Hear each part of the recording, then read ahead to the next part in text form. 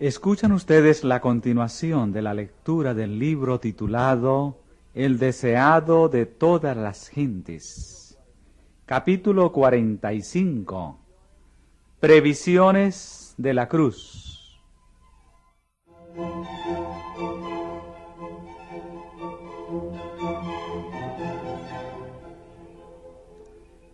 La obra de Cristo en la tierra se acercaba rápidamente a su fin. Delante de él, en vívido relieve, se hallaban las escenas hacia las cuales sus pies le llevaban. Aún antes de asumir la humanidad, vio toda la senda que debía recorrer a fin de salvar lo que se había perdido. Cada angustia que iba a desgarrar su corazón, cada insulto que iba a amontonarse sobre su cabeza, cada privación que estaba llamado a soportar, fueron presentados a su vista antes que pusiera a un lado su corona y mantos reales, y bajara del trono para revestir su divinidad con la humanidad. La senda del pesebre hasta el Calvario estuvo toda delante de sus ojos. Conoció la angustia que le sobrevendría. La conoció toda y sin embargo dijo: «He aquí yo vengo, en el rollo del libro está escrito de mí. Me complazco en hacer tu voluntad, oh Dios mío, y tu ley está en medio de mi corazón».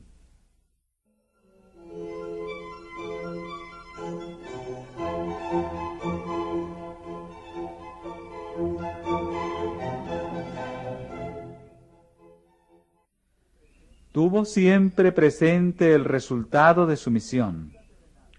Su vida terrenal, tan llena de trabajo y abnegación, fue alegrada por la perspectiva de que no soportaría todas esas penurias en vano. Dando su vida por la de los hombres, haría volver el mundo a su lealtad a Dios, aunque primero debía recibir el bautismo de sangre. Aunque los pecados del mundo iban a abrumar su alma inocente, aunque la sombra de una desgracia indecible pesaba sobre él, por el gozo que le fue propuesto, decidió soportar la cruz y menospreció el oprobio.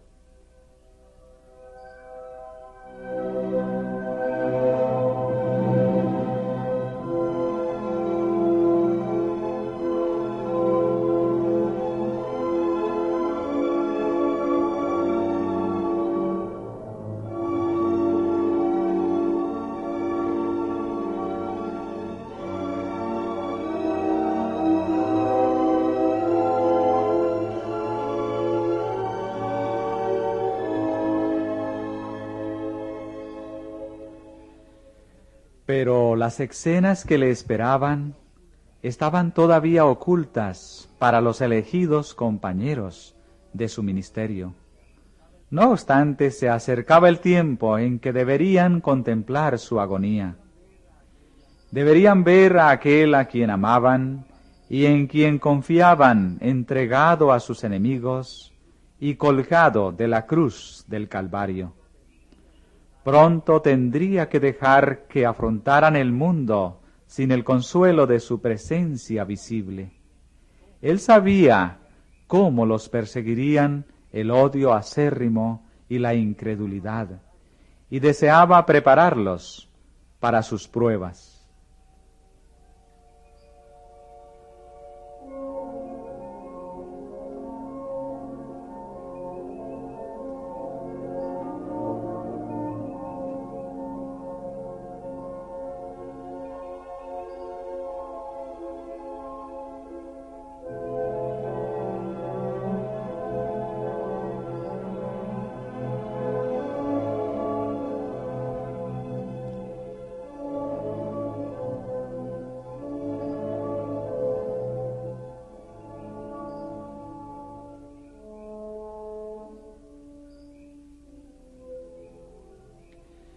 Jesús y sus discípulos habían llegado a uno de los pueblos que rodeaban a Cesarea de Filipos. Estaban fuera de los límites de Galilea, en una región donde prevalecía la idolatría. Allí se encontraban los discípulos apartados de la influencia predominante del judaísmo y relacionados más íntimamente con el culto pagano. En derredor de sí veían representadas las formas de la superstición que existían en todas partes del mundo. Jesús deseaba que la contemplación de estas cosas los indujese a sentir su responsabilidad hacia los paganos. Durante su estada en dicha región, trató de sustraerse a la tarea de enseñar a la gente, a fin de dedicarse más plenamente a sus discípulos.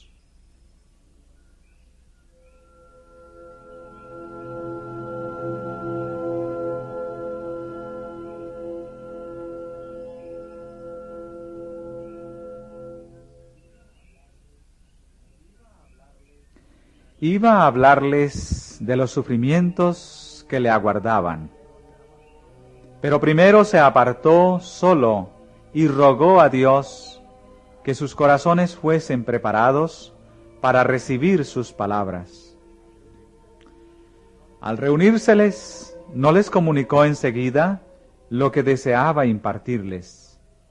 Antes de hacerlo, les dio una oportunidad de confesar su fe en Él para que pudiesen ser fortalecidos para la prueba venidera.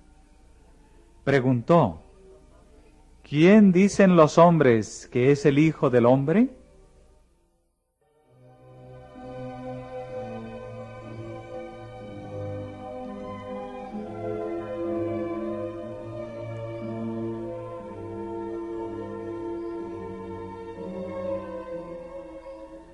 Con tristeza, los discípulos se vieron obligados a confesar que Israel no había sabido reconocer a su Mesías.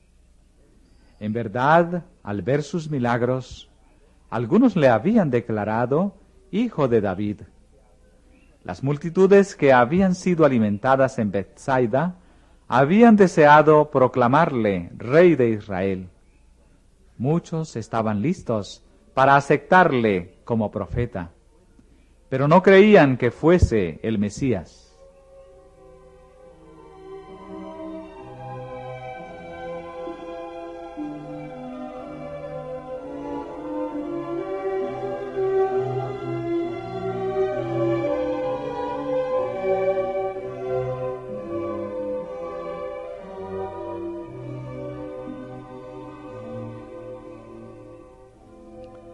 Jesús hizo entonces una segunda pregunta relacionada con los discípulos mismos. ¿Y vosotros, quién decís que soy? Pedro respondió: Tú eres el Cristo, el Hijo del Dios viviente.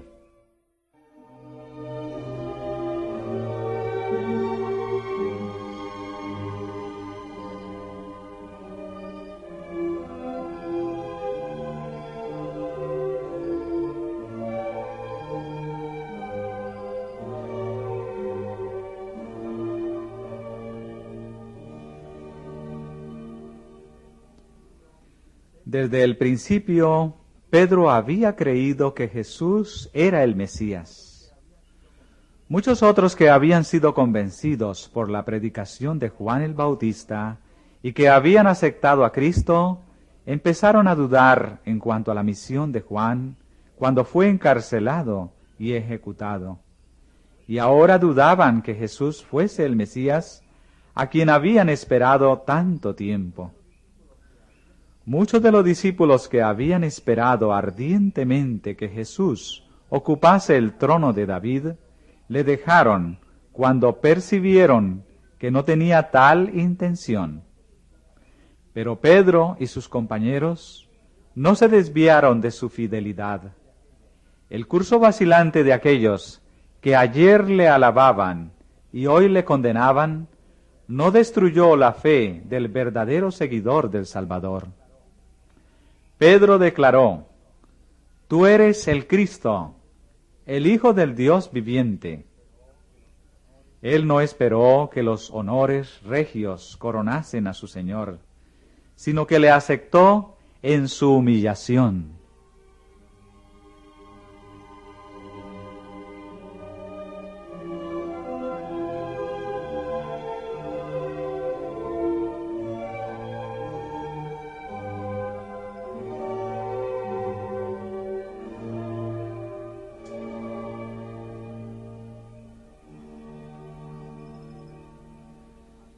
Pedro había expresado la fe de los 12. Sin embargo, los discípulos distaban mucho de comprender la misión de Cristo. La oposición y las mentiras de los sacerdotes y gobernantes, aun cuando no podían apartarlos de Cristo, les causaban gran perplejidad. Ellos no veían claramente el camino. La influencia de su primera educación, la enseñanza de los rabinos, el poder de la tradición, seguían intersectando su visión de la verdad.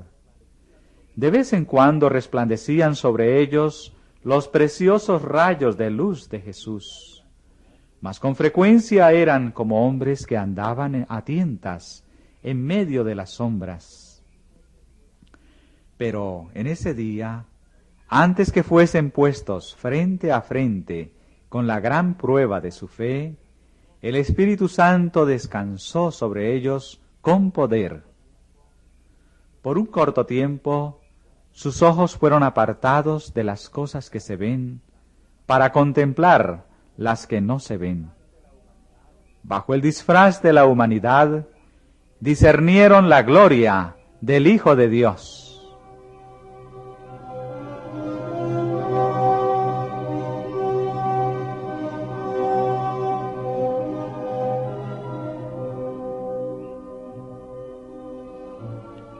Jesús contestó a Pedro: Bienaventurado eres, Simón, hijo de Jonás, porque no te lo reveló carne ni sangre, mas mi Padre que está en los cielos.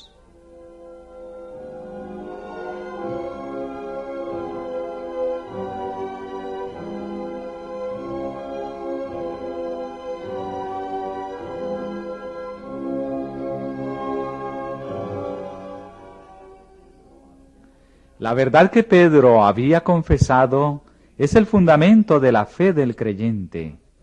Es lo que Cristo mismo ha declarado ser vida eterna. Pero la posesión de este conocimiento no era motivo de engreimiento. No era por ninguna sabiduría o bondad propia de Pedro, por lo que le había sido revelada esa verdad. Nunca puede la humanidad de por sí alcanzar un conocimiento de lo divino. Es más alto que los cielos. ¿Qué harás? Es más profundo que el infierno. ¿Cómo lo conocerás? Únicamente el Espíritu de adopción puede revelarnos las cosas profundas de Dios, que ojo no vio, ni oído oyó, y que jamás entraron en pensamiento humano. Pero a nosotros nos lo ha revelado Dios por medio de su Espíritu, porque el Espíritu escudriña todas las cosas, y aun las cosas profundas de Dios. El secreto de Jehová es para los que le temen. Y el hecho de que Pedro discernía la gloria de Dios era evidencia de que se contaba entre los que habían sido enseñados de Dios. En verdad, bienaventurado eres, Simón, hijo de Jonás, porque no te lo reveló carne ni sangre.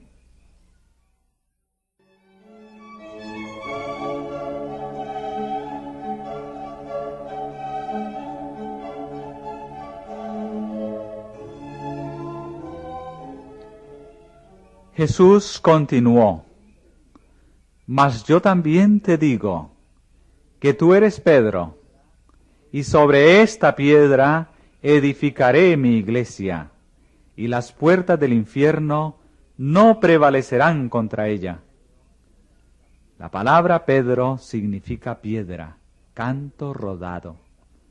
Pedro no era la roca sobre la cual se fundaría la iglesia. Las puertas del infierno prevalecieron contra él cuando negó a su Señor con imprecaciones y juramentos. La iglesia fue edificada sobre aquel contra quien las puertas del infierno no podían prevalecer.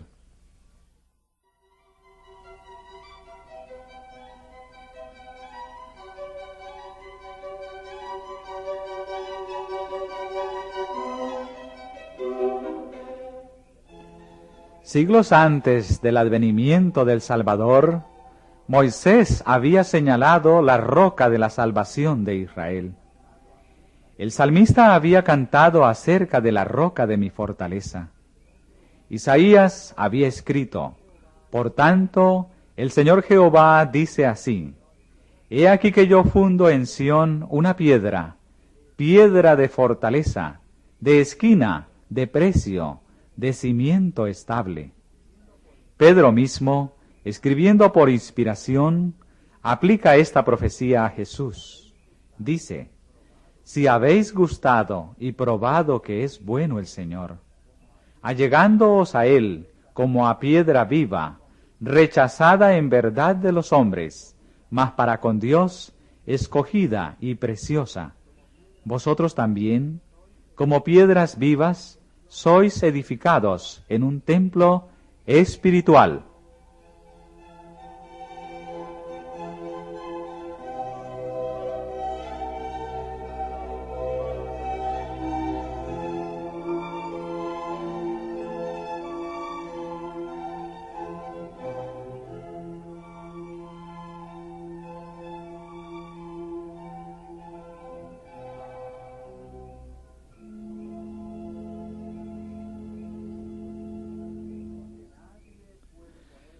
Porque nadie puede poner otro fundamento que el que está puesto, el cual es Jesucristo. Sobre esta piedra, dijo Jesús, edificaré mi iglesia. En la presencia de Dios y de todos los seres celestiales, en la presencia del invisible ejército del infierno, Cristo fundó su iglesia sobre la roca viva. Esa roca es Él mismo, su propio cuerpo quebrantado y herido por nosotros. Contra la iglesia edificada sobre ese fundamento no prevalecerán las puertas del infierno.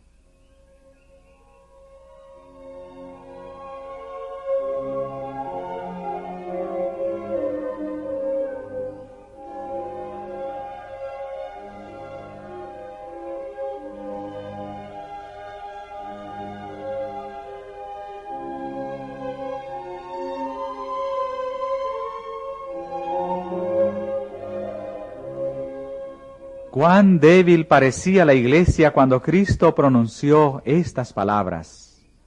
Se componía apenas de un puñado de creyentes contra quienes se dirigía todo el poder de los demonios y de los hombres malos. Sin embargo, los discípulos de Cristo no debían temer. Edificados sobre la roca de su fortaleza, no podían ser derribados.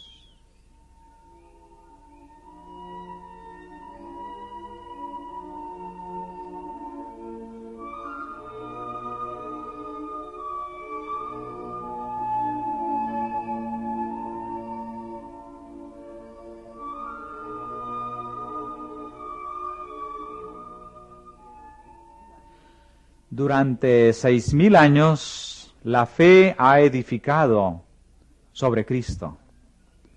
Durante 6.000 años, las tempestades y los embates de la ira satánica han azotado la roca de nuestra salvación, pero ella sigue inconmovible.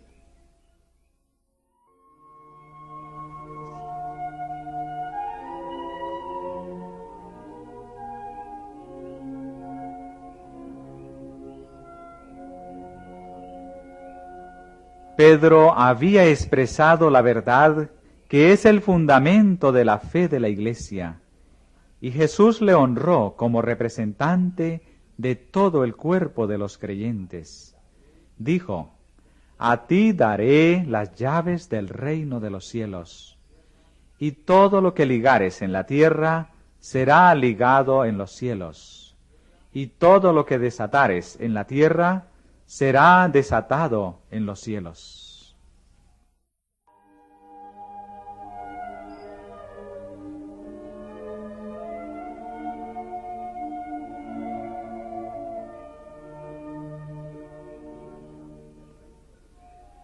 Las llaves del reino de los cielos son las palabras de Cristo. Todas las palabras de la Santa Escritura son suyas y están incluidas en esa frase. Esas palabras tienen poder para abrir y cerrar el cielo. Declaran las condiciones bajo las cuales los hombres son recibidos o rechazados. Así la obra de aquellos que predican la palabra de Dios tiene sabor de vida para vida o de muerte para muerte. La suya es una misión cargada de resultados eternos.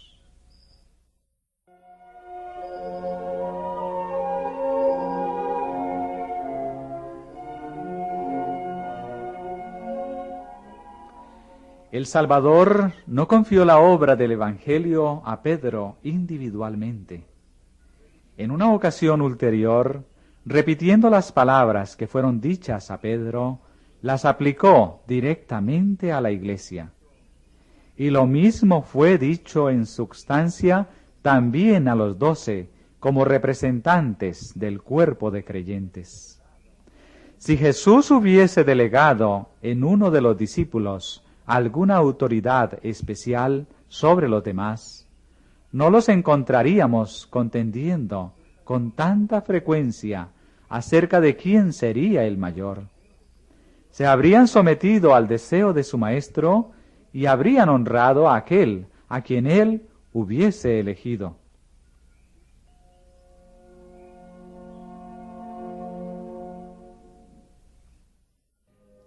En vez de nombrar a uno como su cabeza, Cristo dijo de los discípulos: no querráis ser llamados rabí, ni seáis llamados maestros, porque uno es vuestro maestro, el Cristo.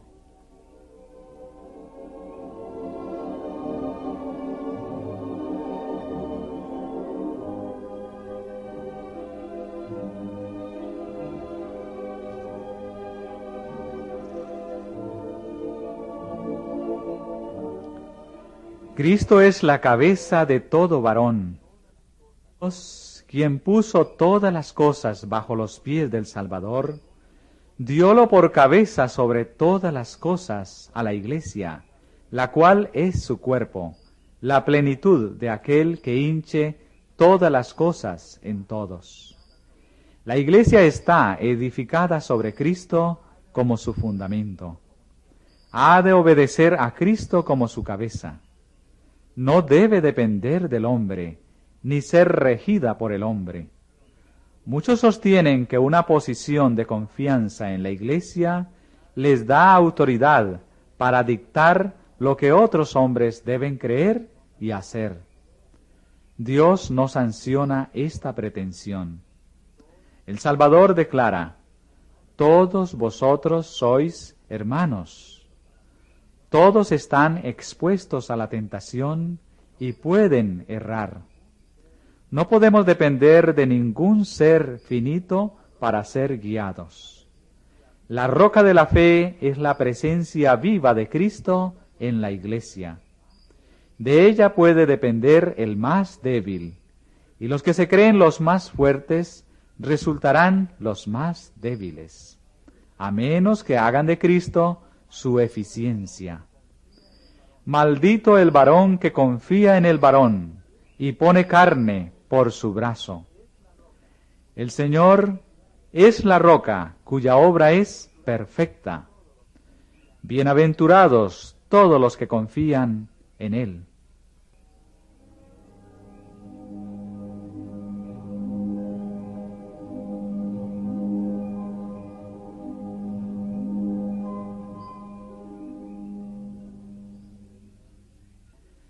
Después de la confesión de Pedro, Jesús encargó a los discípulos que a nadie dijeran que Él era el Cristo. Este encargo fue hecho por causa de la resuelta oposición de los escribas y fariseos. Aún más, la gente y los discípulos mismos tenían un concepto tan falso del Mesías que el anunciar públicamente su venida no les daría una verdadera idea de su carácter o de su obra.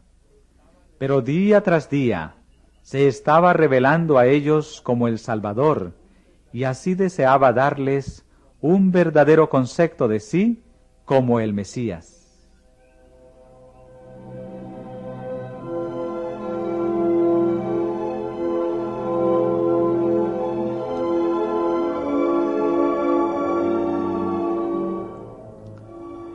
Los discípulos seguían esperando que Cristo reinase como príncipe temporal.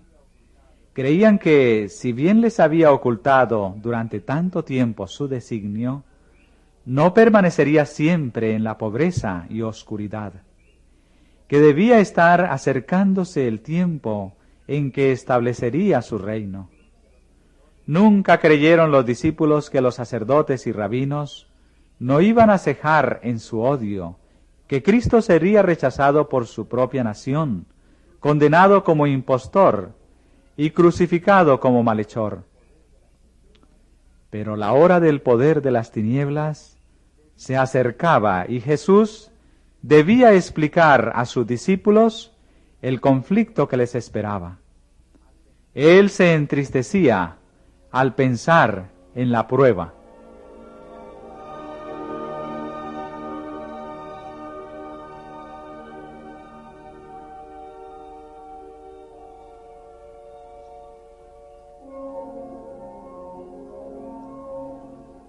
Hasta entonces había evitado darles a conocer cualquier cosa que se relacionase con sus sufrimientos y su muerte.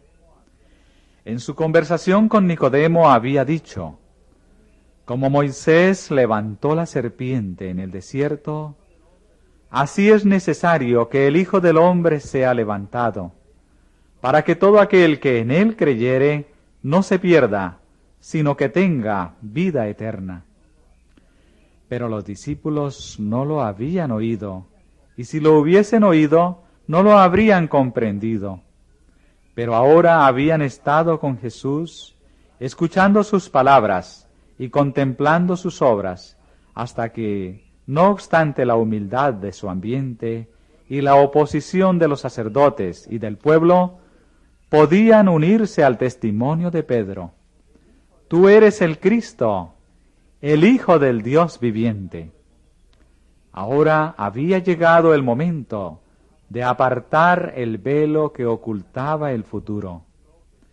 Desde aquel tiempo comenzó Jesús a declarar a sus discípulos que le convenía ir a Jerusalén y a padecer mucho de los ancianos y de los príncipes de los sacerdotes y de los escribas, y ser muerto y resucitar al tercer día.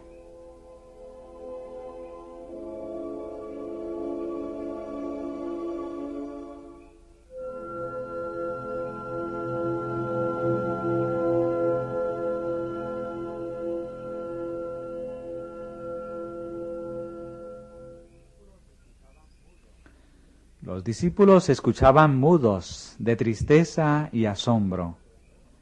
Cristo había aceptado el reconocimiento de Pedro cuando le declaró Hijo de Dios. Y ahora sus palabras, que anunciaban sus sufrimientos y su muerte, parecían incomprensibles. Pedro no pudo guardar silencio. Se asió de su maestro como para apartarlo de su suerte inminente, exclamando: Señor, ten compasión de ti. En ninguna manera esto te acontezca.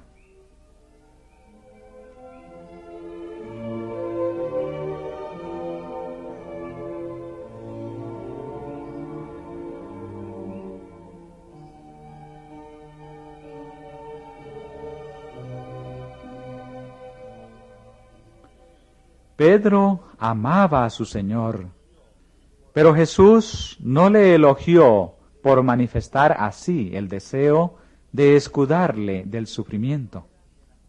Las palabras de Pedro no eran de naturaleza que fuesen de ayuda y solaz para Jesús en la gran prueba que le esperaba. No estaban en armonía con el misericordioso propósito de Dios hacia un mundo perdido, ni con la lección de abnegación que Jesús había venido a enseñar por su propio ejemplo. Pedro no deseaba ver la cruz en la obra de Cristo. La impresión que sus palabras hacían se oponía directamente a la que Jesús deseaba producir en la mente de sus seguidores. Y el Salvador fue movido a pronunciar una de las más severas reprensiones que jamás salieran de sus labios.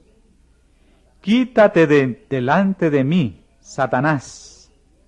Me eres escándalo, porque no entiendes lo que es de Dios, sino lo que es de los hombres.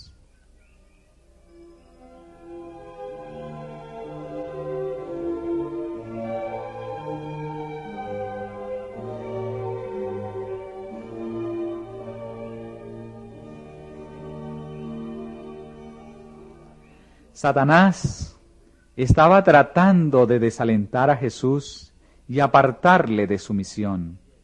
Y Pedro, en su amor ciego, estaba dando voz a la tentación. El príncipe del mal era el autor del pensamiento. Su instigación estaba detrás de aquella súplica impulsiva. En el desierto, Satanás había ofrecido a Cristo el dominio del mundo a condición de que abandonase la senda de la humillación y del sacrificio. Ahora estaba presentando la misma tentación al discípulo de Cristo. Estaba tratando de fijar la mirada de Pedro en la gloria terrenal, a fin de que no contemplase la cruz hacia la cual Jesús deseaba dirigir sus ojos. Por medio de Pedro, Satanás volvía a premiar a Jesús con la tentación. Pero el Salvador no le hizo caso. Pensaba en su discípulo. Satanás se había interpuesto entre Pedro y su maestro, a fin de que el corazón del discípulo no fuese conmovido por la visión de la humillación de Cristo en su favor. Las palabras de Cristo fueron pronunciadas no a Pedro, sino a aquel que estaba tratando de separarle de su Redentor. Quítate de delante de mí, Satanás. No te interpongas más entre mí y mi siervo errante. Déjame llegar cara a cara con Pedro, para que pueda revelarle el misterio de mi amor.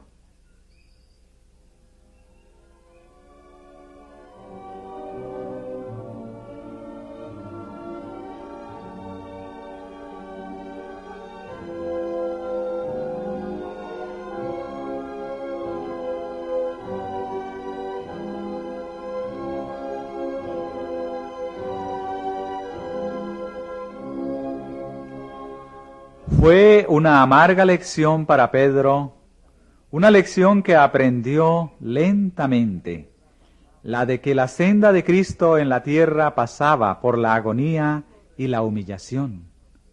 El discípulo rehuía la comunión con su Señor en el sufrimiento, pero en el calor del horno había de conocer su bendición. Mucho tiempo más tarde, cuando su cuerpo activo se inclinaba bajo el peso de los años y las labores, escribió: Carísimos, no os maravilléis cuando sois examinados por fuego, lo cual se hace para vuestra prueba, como si alguna cosa peregrina os aconteciese. Antes bien gozaos en que sois participantes de las aflicciones de Cristo, para que también en la revelación de su gloria os gocéis en triunfo.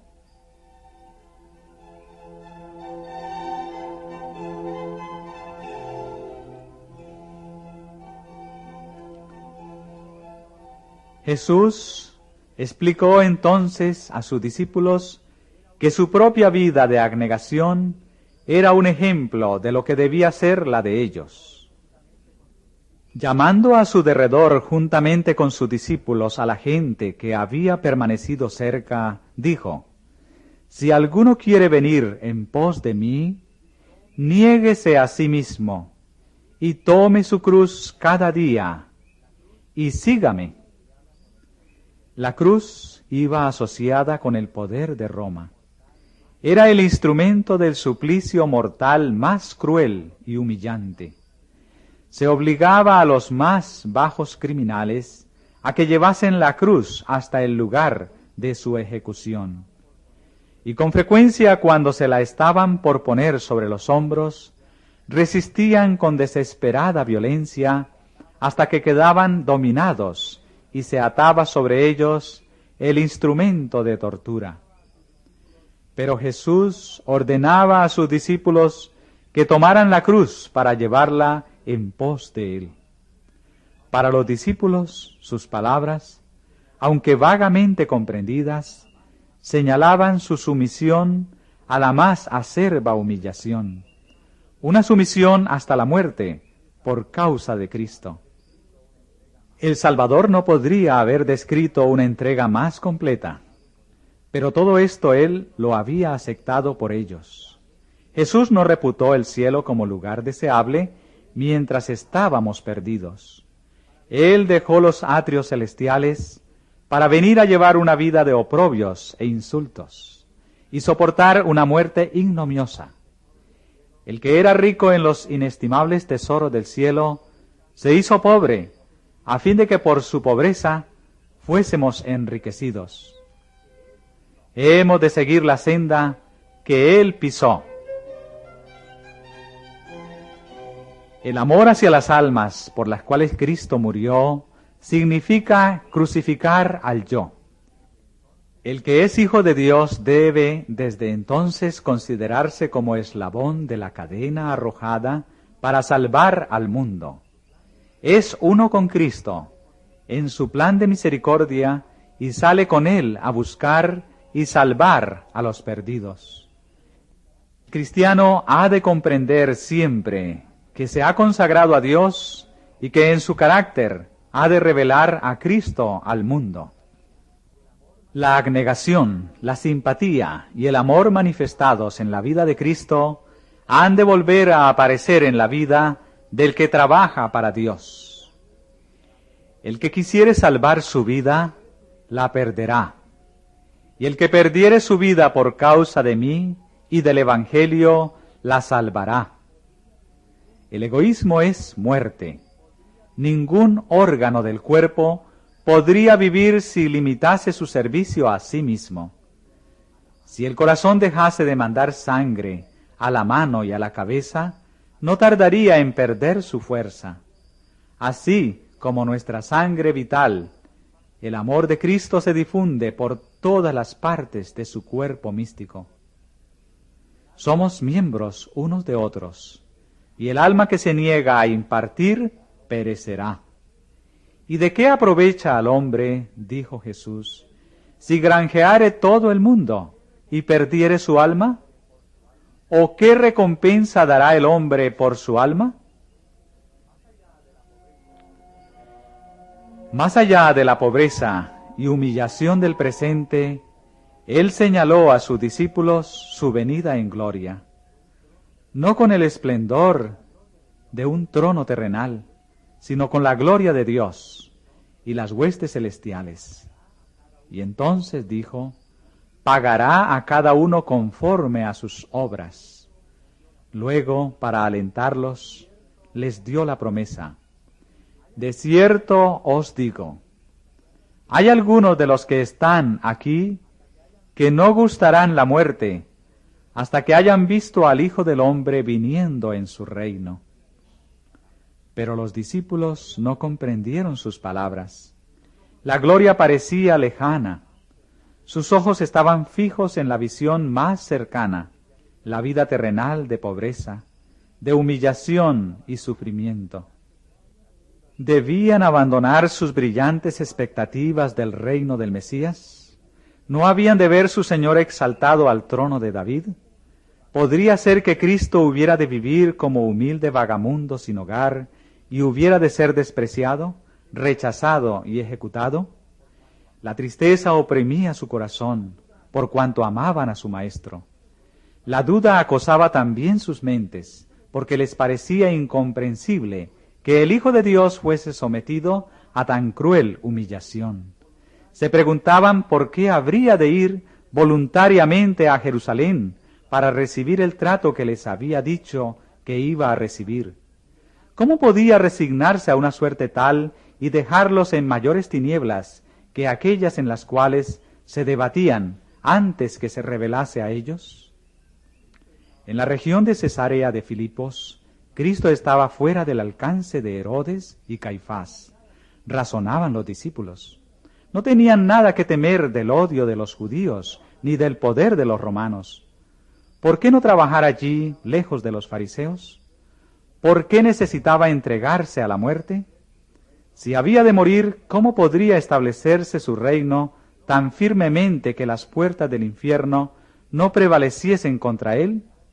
Para los discípulos, esto era a la verdad un misterio. Ya estaban viajando por la ribera del mar de Galilea hacia la ciudad donde todas sus esperanzas quedarían destrozadas. No se atrevían a reprender a Cristo, pero conversaban entre sí en tono bajo y pesaroso acerca de lo que sería el futuro.